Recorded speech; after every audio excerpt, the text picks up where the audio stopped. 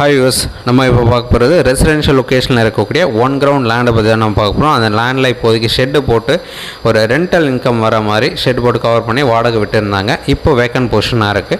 So அந்த நீங்கள் ஷெட்டை எடுத்துகிட்டு அப்பார்ட்மெண்ட் கட்டுறதோ இண்டிவிஜுவல் ஹவுஸ் கட்டுறதுக்கோ ஏற்ற மாதிரி இந்த இடம் வந்து பிளேஸ் ஆகிருக்கு. டெவலப்டு லொக்கேஷனில் இந்த ப்ராப்பர்ட்டி வந்து பிளேஸ் ஆகிருக்கு.